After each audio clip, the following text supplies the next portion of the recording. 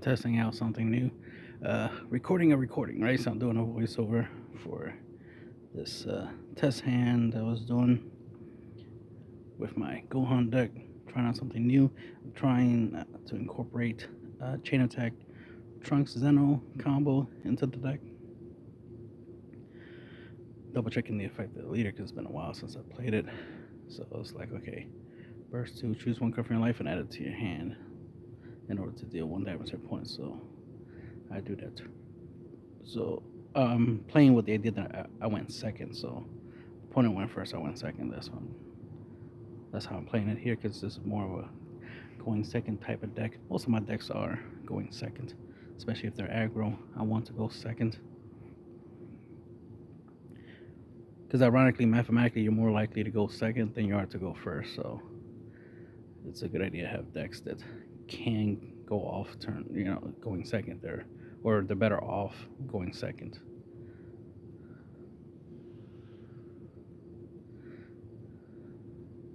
So of course, I'm assuming my opponent played at least a 1-drop, so he has a battle card, so I'm able to drop this Legic for free. So it's a free play.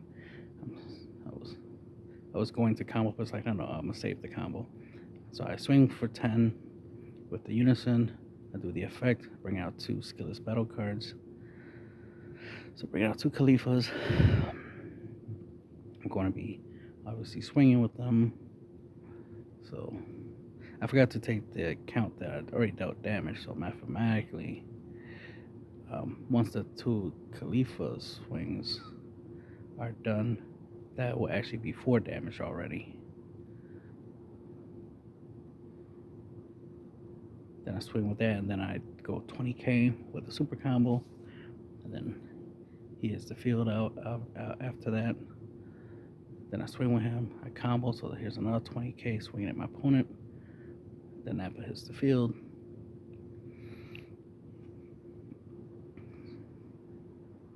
The next thing, obviously, I'm going to go for Legic. Swing with Legic. Combo to 25k, because we all know my opponent has cards in his hand, so gotta make sure the attacks increase in power over time to increase the chances of my attack going through, or my opponent's going to try to out combo the attacks so they don't take damage. But that just means they're losing all the hand advantage they gain from my attacks. So that's why you want your attacks to increase over time. So then I'm going with the assumption that my opponent on their turn attack me and dealt me 2 damage.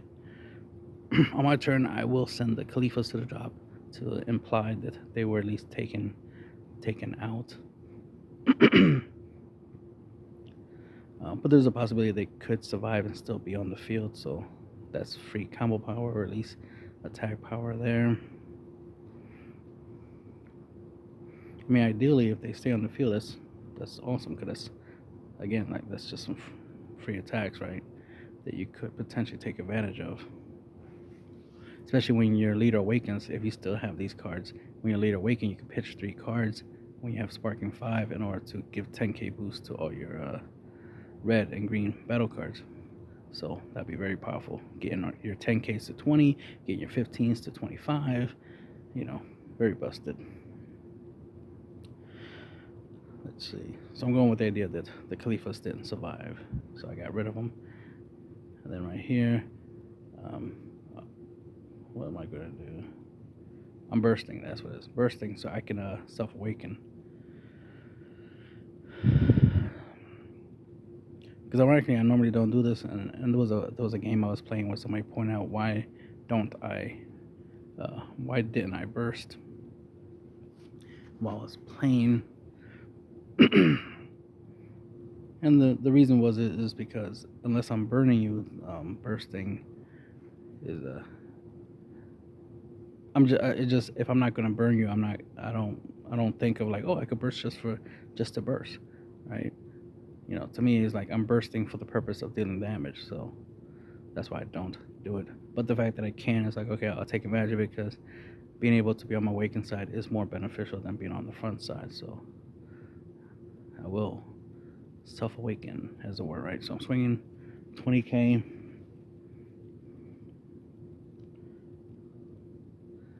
So mainly right there, I'm just mainly showing the power output that I could put through a lot of these attacks. And yes, there's a super combo, Nappa, that boy good. Free body plus the power boost comes in handy.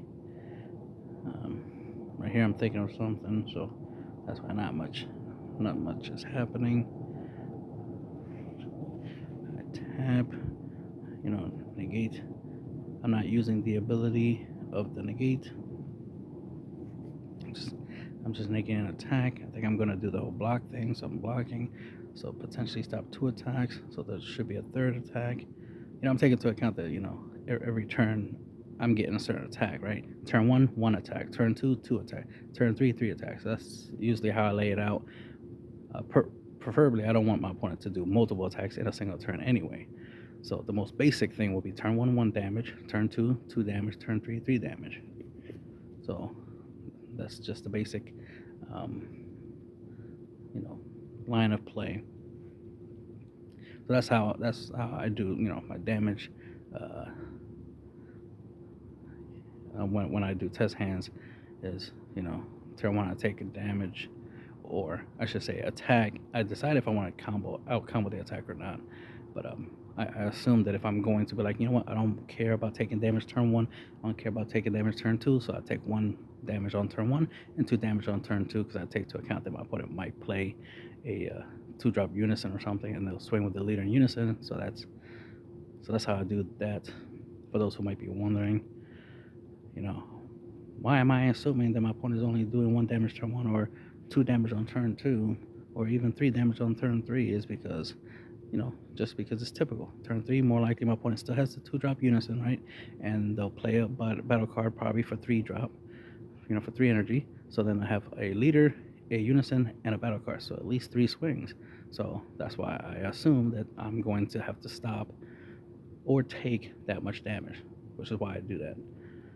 Now, if my opponent tries to output more damage, which is a good strategy, of course, then of course I gotta be more, try to be more defensive. That's where comboing will come into factors. But typically, either I'm going to just let the damage go through, and the idea is to only take 1 damage per turn anyway.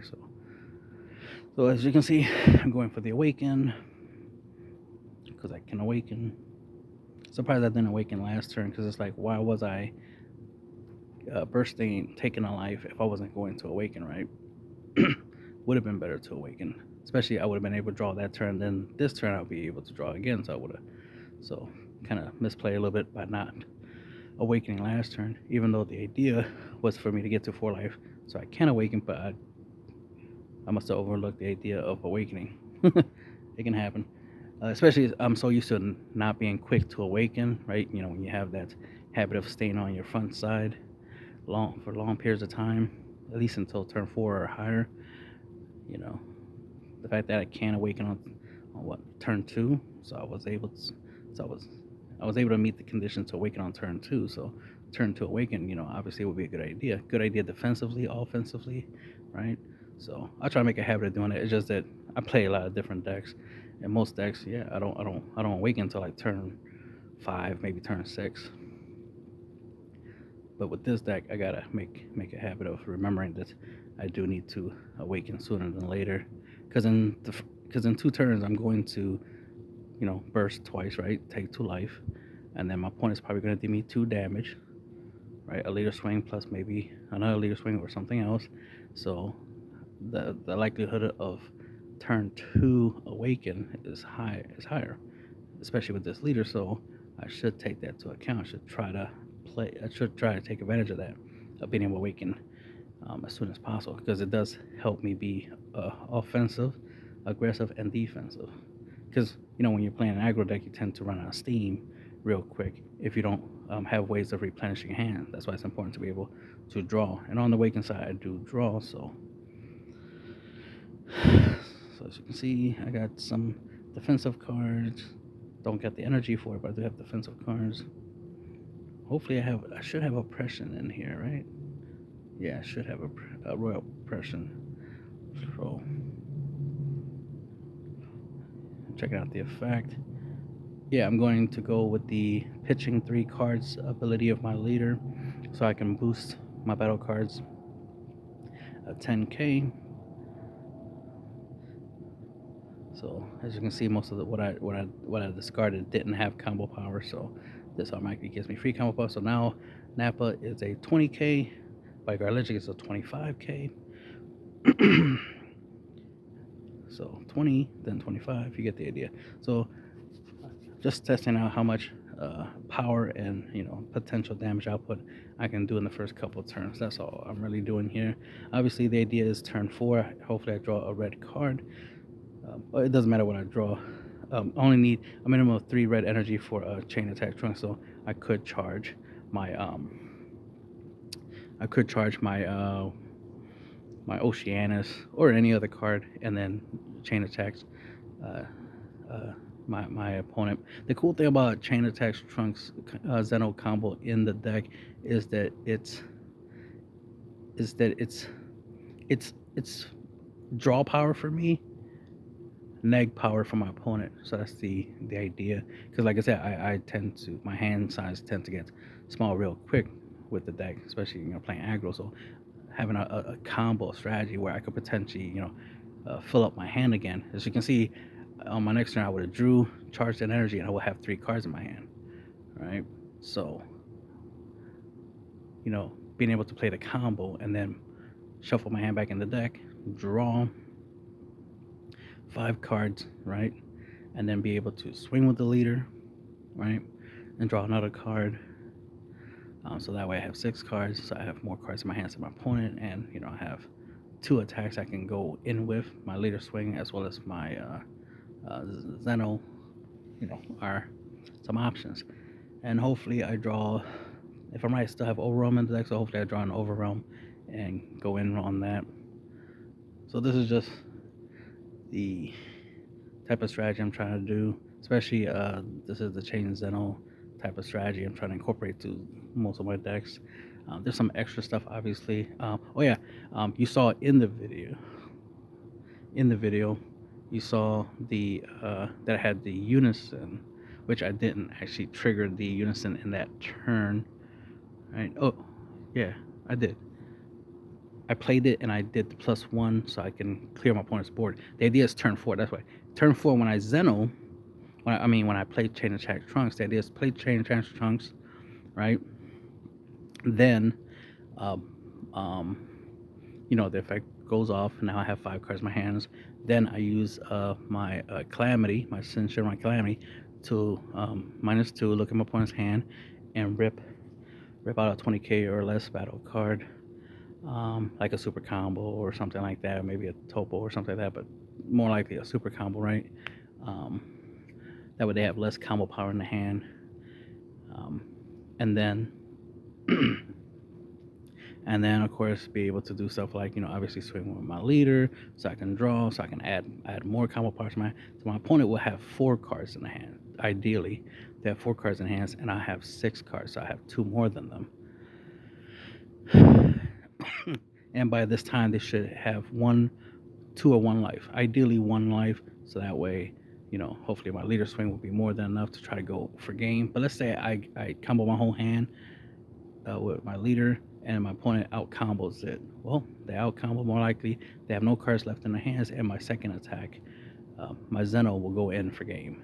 Plus I have the unison, so I still have 2 attacks out there. So I have 3 attacks. That's why it's important to have the unison, because the unison will be my final attack, because it's the strongest out of the leader and the Zenoh.